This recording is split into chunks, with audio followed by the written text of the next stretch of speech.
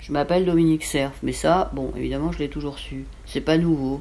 Mais à un moment donné, j'ai entrepris un arbre généalogique. Et là, j'ai décidé de m'intéresser vraiment à ce patronyme qui est Cerf, et donc ce nom animal.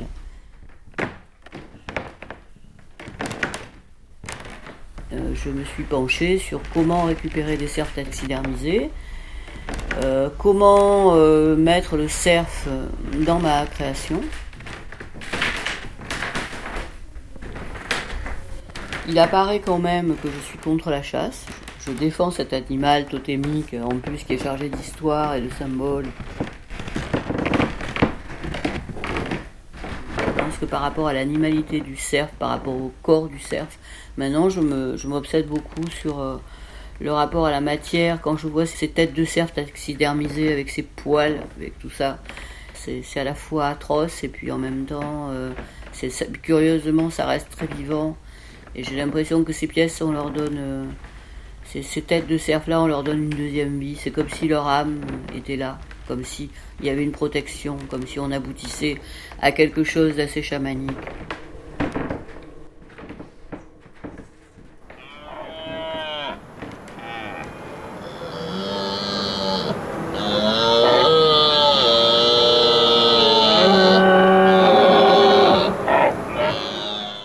Bambi, tu es le roi de la forêt. Je hais ces chasseurs qui ont tué ta mère. Bambi, tu as perdu ta mère, mais ton père est là. Ton père est là. Tous les fachos, tous les chasseurs, tous les nazis qui ont interdit le livre ne te tueront pas, ne te brûleront pas. Bambi, tu les tueras, tu les vaincras. Bambi, ton histoire de vie dans les bois est universelle. Bambi, pourtant, tu peux sortir maintenant. La chasse est fermée. On a tous en nous quelque chose de Bambi. Et cette volonté de prolonger la nuit, ce désir fou de vivre une autre vie, ce rêve en nous avec ses mots à lui, comme le chante Johnny. On a tous en nous quelque chose de Bambi.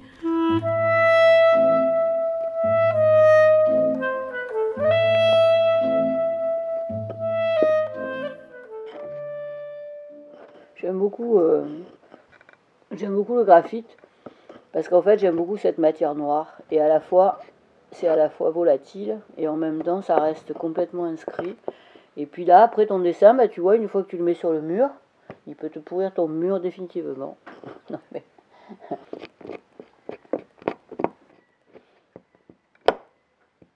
mais ça me plaisait l'idée justement que ça soit volatile, qu'il y ait à la fois quelque chose d'éphémère et quelque chose de très lourd.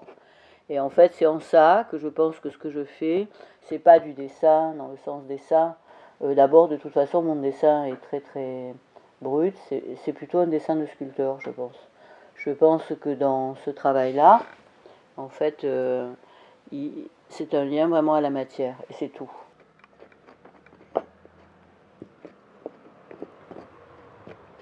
Alors, il y a une gestuelle très simple, c'est très art brut. Bon. Même si mon travail n'est pas véritablement apparenté à l'art brut. Et comme par ailleurs j'écris, c'est très simple, je note des phrases, je note des mots qui me plaisent, des groupuscules de mots, des choses que j'ai envie d'écrire, qui sont souvent de toute façon quand même des choses plus ou moins engagées, ou des choses un peu chocs. Et donc je choisis ces phrases au hasard et je fais des dessins, et en général il y a une phrase sur le dessin. Sauvagerie éperdue, je suis dans le paysage mais tu ne me vois pas, le creux de... Alors en général, là ce qui m'ennuie c'est que j'ai vu que tout était quand même assez pessimiste. Le creux de la faille, le secret éventé, artiste sans œuvre, se dépendre, m'échapper de toi, etc. Bon, là donc j'ai décidé qu'il fallait que j'écrive des choses peut-être un peu moins sinistres. Non pas que je sois dans la joliesse, hein. Et les listes que j'ai faites là, sur lesquelles je vais faire quelques dessins, alors c'est des trucs très simples. Il y a quelque chose de pire, quelque chose de doux, quelque chose de rien. Il n'y a pas de bête dangereuse, puisqu'il y a tout ce lien aussi par rapport à la chasse et par rapport au non-cerf, et puis tout le vocable qui est de la nature de l'émotion, du plaisir, de la vie de tous les jours. C'est très très simple, hein, voilà.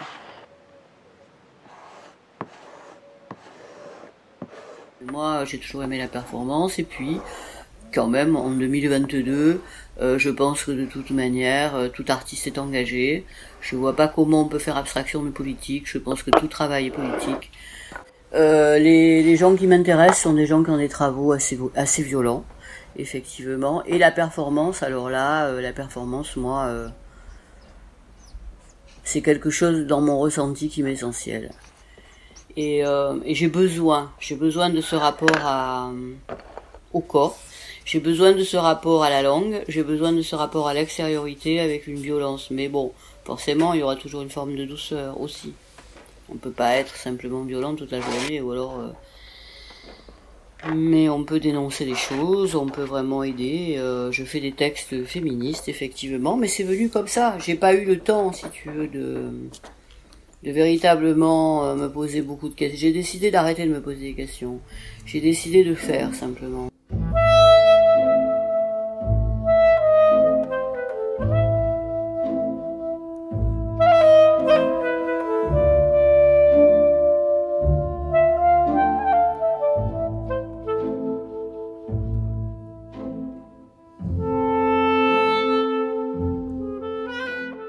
Au départ, mon travail, c'était un travail de sculpture et d'installation. De sculpture essentiellement, où en fait, je travaillais à partir d'un modèle, d'une forme récurrente qu'est la colonne. Et donc j'ai fait beaucoup de pièces en béton, donc c'est du béton armé, coloré dans la masse, des pièces très lourdes, et où en fait je jouais sur des oppositions entre le lourd et le léger, entre le fragile et le dur, etc., etc., le coupant, le sec. Donc l'important c'était de jouer dans l'espace, d'avoir un lien avec vraiment une présence dans l'espace, avec des ouvertures. Donc ce sont des pièces ajourées, des pièces qui sont ouvertes, qui laissent passer le vent. J'ai toujours beaucoup aimé le land art, j'ai toujours beaucoup aimé, mais j'aime toute forme d'art, hein. J'aime aussi bien l'art brut que le land art, que l'art conceptuel. Et actuellement, je crois que quand même l'écriture prend de plus en plus de place, mais ça n'empêche pas la nécessité d'avoir ce rapport à la matière qui m'est essentiel.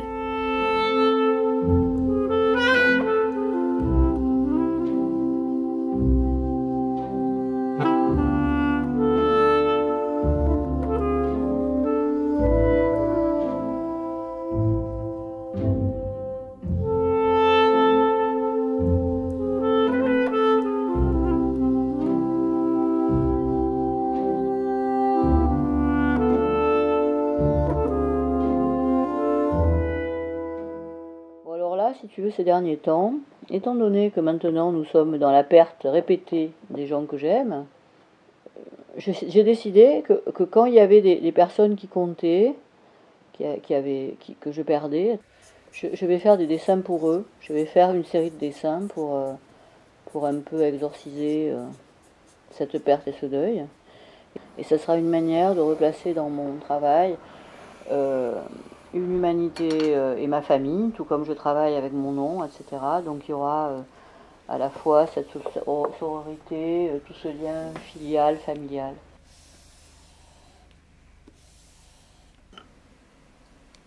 Donc là, j'ai décidé de faire une série de dessins pour Jean. Jean, qui est un garçon auquel je tenais beaucoup, qui était le fils de mon ami Hans avec qui j'ai vécu. Et donc Jean avait 41 ans. Et je le considère un peu comme mon fils.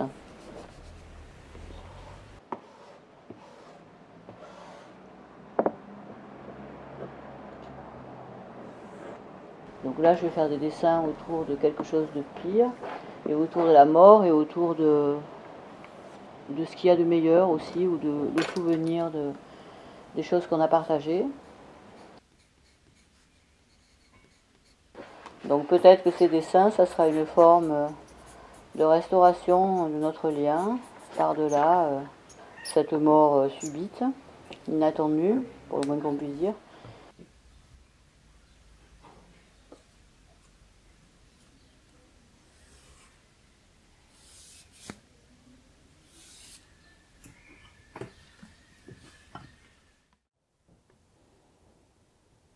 Femme, artiste, sculpteur, lesbienne, bisexuelle, avec une hypersensibilité à la lumière. Vous croyez que cela va aller? Que cela va être possible? Je vais y arriver? Ni exciser, ni abuser, ni vitrioler. Vous croyez que cela va aller? Je vais pouvoir m'exprimer, je vais pouvoir parler. Je suis une femme, je n'ai pas de dress code. Je suis contre tous les dress codes. Je ne suis ni voilée, ni stringée. Je ne porte ni robe de mariée, ni costume de Cendrillon.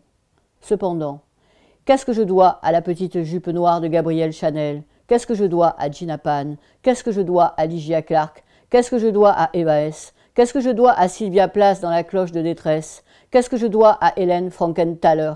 Qu'est-ce que je dois à La lettre à ma mère de Niki de Saint-Phal? Qu'est-ce que je dois à ma mère, Noël Mayali, accouchant sur les marches de la citadelle? Qu'est-ce que je dois à Juliette Berthaud dans Céline et Julie vont en bateau? Qu'est-ce que je dois à Delphine Seyrig dans Mazo et Miso vont en bateau? Qu'est-ce que je dois à Virginie Despentes pour Baise-moi? Qu'est-ce que je dois à Judy Butler pour Trouble dans le genre? Qu'est-ce que je dois à Esther Ferrer et ses autoportraits aléatoires? Qu'est-ce que je dois à Carson McCullers pour Frankie Adams et la balade du café triste?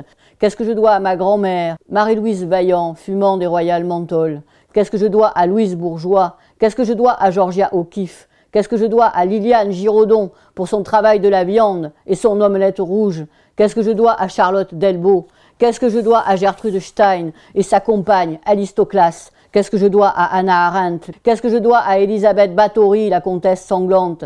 Qu'est-ce que je dois à Charlotte Corday? Qu'est-ce que je dois à Calamity Jane? Qu'est-ce que je dois à Helen Wormos, surnommée la demoiselle de la mort?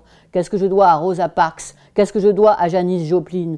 Qu'est-ce que je dois à Maria Schneider dans Dernier Tango à Paris? Qu'est-ce que je dois à Blanche-Neige, baisant les 7 nains?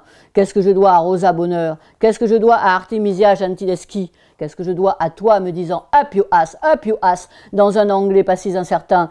Qu'est-ce que je dois à toi me disant « je fais ce que je peux au mieux ». Tu jouis?